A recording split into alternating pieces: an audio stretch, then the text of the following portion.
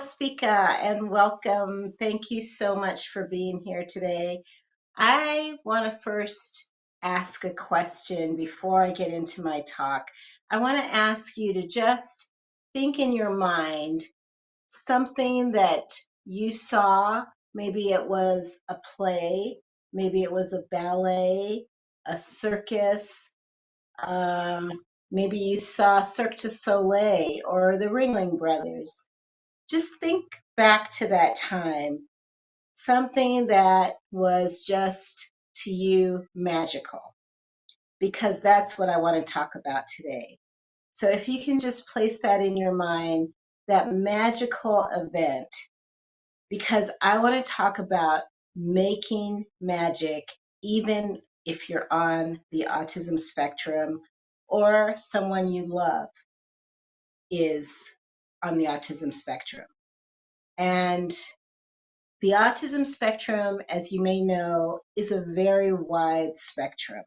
It can affect people in many different ways, and we don't always know how it's going to affect people or how it's going to affect the people around them. Because if you're like me, my son was diagnosed with autism when he was about 3 years of age. Up until that point, we thought he was a typical 1, 2-year-old.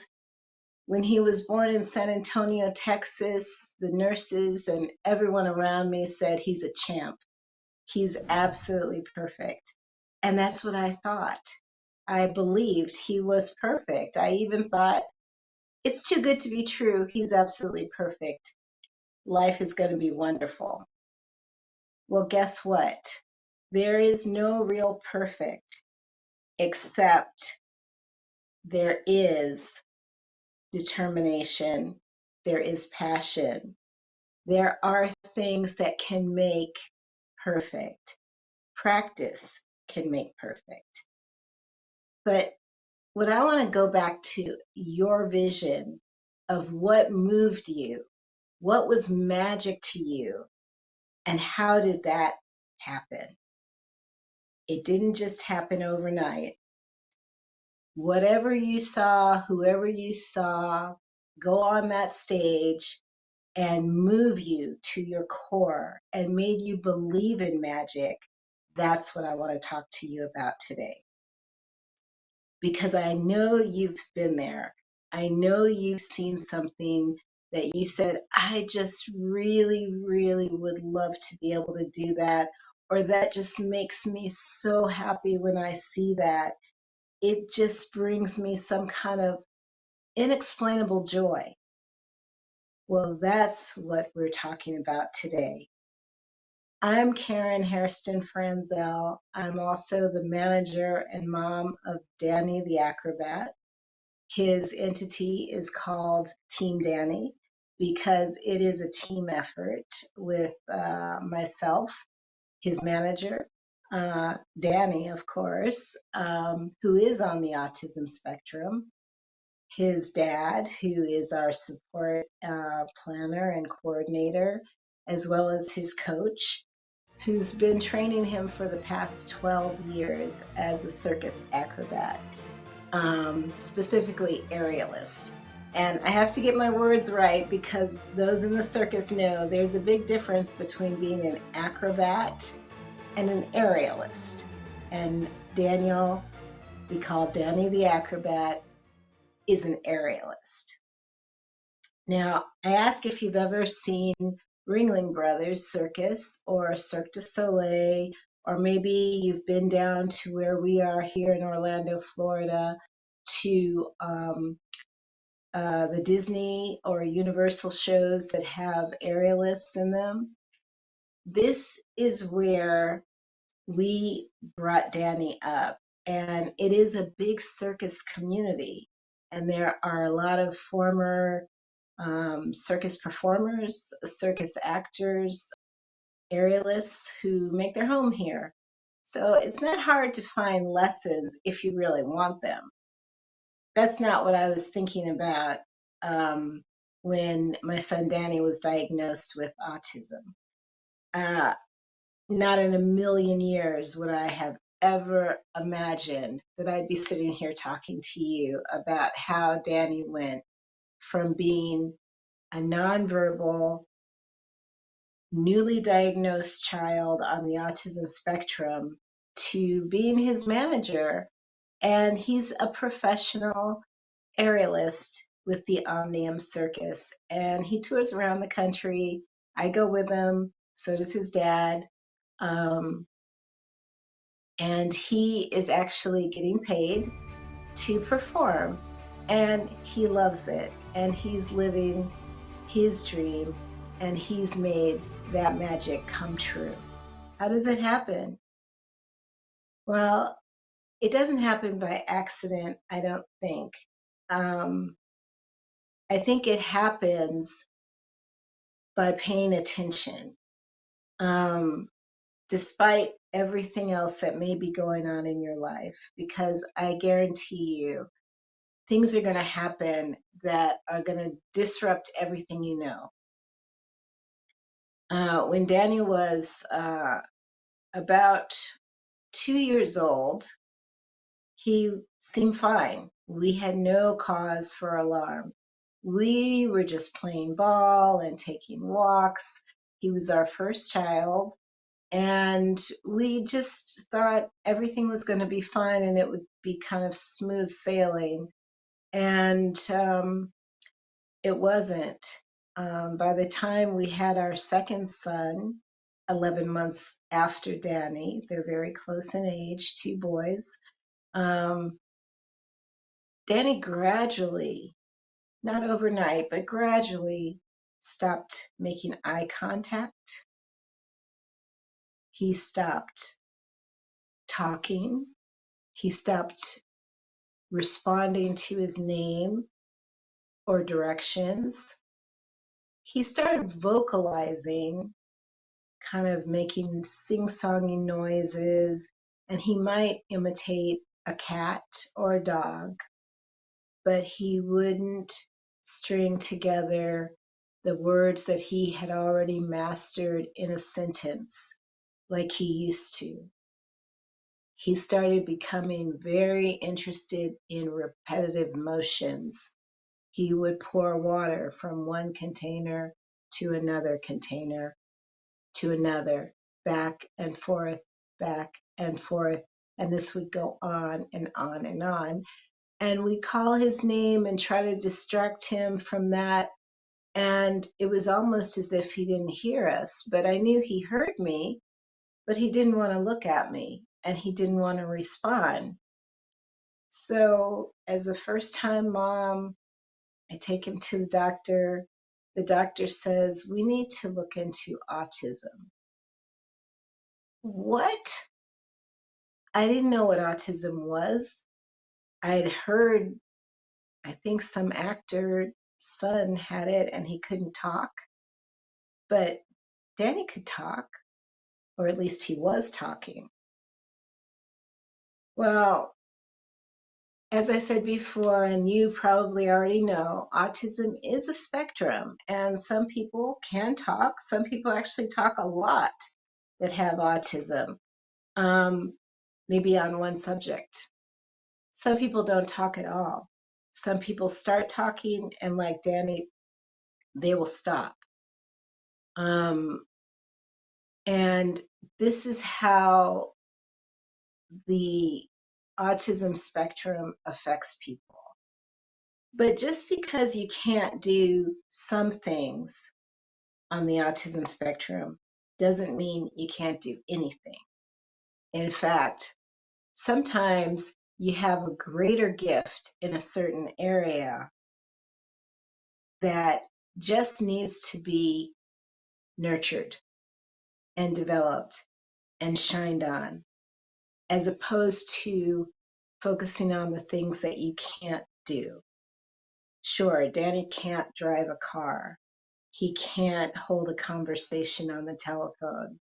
He can't go into a restaurant and order whatever he wants to eat without assistance. There are a lot of things that we take for granted that he can't do. But here's the magic. the things that he loves and that he brings his dedication, attention, and focus on, 1, 2, 3, 4, 5, 6, he 7. can do extremely well. I never thought I would be managing my son's career. I thought my son would go to school and get an education like his dad and maybe pursue a career in agriculture or dentistry or law or something like one of his parents had done. I'm a lawyer by training. I grew up in Cleveland, Ohio, graduated from Case Western Reserve University, and I went there for law school. And I kind of thought that this is what people do. They get an education, they find a field, and they study and get a job in that field. His dad has a PhD in agricultural economics. And so we are kind of nerdy, college oriented people. I just assumed our kids would be too. Well, that's the problem with assumptions. But as I said before, Danny's situation threw us a real curveball. There was not going to be any college. We weren't even sure what kind of education he could attain. All we could do was listen to the experts, take him to therapy, adjust his diet so that he's now on a gluten-free, dairy-free diet and has been for probably the past 15 years. And we have had some biomedical intervention by a doctor whose specialty is autism spectrum development. We were so helpless. We were really even depressed and fearful of what would become of him. How is he going to navigate? He's just kind of running off in his own world, playing his own games. He doesn't really want to interact with other people. And it became more and more apparent to us as our younger son, who's not on the autism spectrum, became developmentally ahead of his older brother. The younger brother had to become the older brother. The younger brother is the one that took Danny by the hand and made sure they stopped and looked both ways before they crossed the street. He was the one who would take Danny to the playground and find some kids and start playing while Danny wandered off to the edge of the playground and did not want to play with anyone else. He was the one who would speak for Danny. If you asked Danny a question, what would you like? Would you like this or would you like that? He would look to his brother who would answer for him. But as kids grow up, as they do, it became clear that Jason, the younger brother, had his own interests, his own friends, his own life to pursue. He could not continuously be his brother's keeper. But Danny, unbeknownst to us, was also developing his own interests. He was just much quieter about it. He would jump around on the sofa. He would climb trees. He would bounce on his trampoline.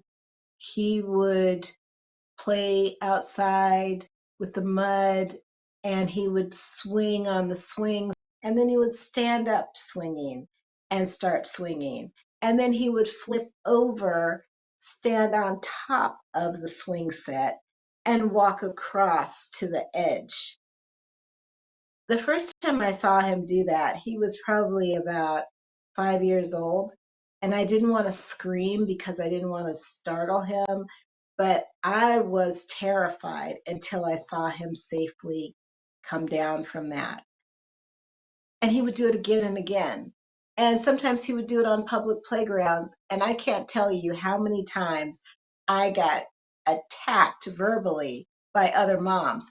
What are you doing? How can you let your kid do this on the swing set? He's going to fall and break his neck. What kind of mother are you? And it wasn't until Daniel was about 10 years old, and after many, many years of intense ABA and speech therapy, had he started to communicate verbally again after about 5 years of really not talking at all. He said, "I am an acrobat." Well, that was it. That did it for me. If a nonverbal child diagnosed with autism that we thought was just really not going to be able to achieve much given his circumstances, is able to articulate, "I am an acrobat," that struck a chord with me. And being in Orlando, it wasn't hard to find former circus acrobats and current circus acrobats who offered lessons. So when he said he was an acrobat, and remember, Danny's not a chatty person. He doesn't just talk. I knew it was important to him if he was able to grasp that thought, hold on to that thought, and express it verbally. I knew it had to be very important. So we drove down to Polk County, Florida, which is about 45 minutes away from where we lived. And it's a really pretty area, lots of horses, wide open fields. It's a beautiful country area. And I drove up the driveway and I saw a man standing on top of a horse that was galloping around in a ring. And as Danny and I arrived in his driveway, the man did a backflip off of the horse and landed on his 2 feet. And he said, "Hi." And Danny was like, "Oh my gosh, this is crazy. I am not doing that." And he started walking back to the car. And I said, "No, Danny, we're not going to do anything with horses today. We're going in his studio and he's going to show you some circus arts tricks." But Shaba didn't talk a lot. He said, "Danny, look over here." And he would climb up the silks 25 feet in the air and suspend himself up there and come back down and say, "Danny, your turn." And Danny did exactly what he saw Shaba do. And that's how the magic began. We started going there every week, and it was the same thing. Shaba would climb up the aerial silks or climb up the trapeze, and he would do something. It might be just very simple, might be a little complicated. And the hardest part was getting Danny to pay attention because Danny likes to look around and assess things, and he may not always do exactly what you ask him to do at that moment. He may do it later, and he may answer your question a little bit later.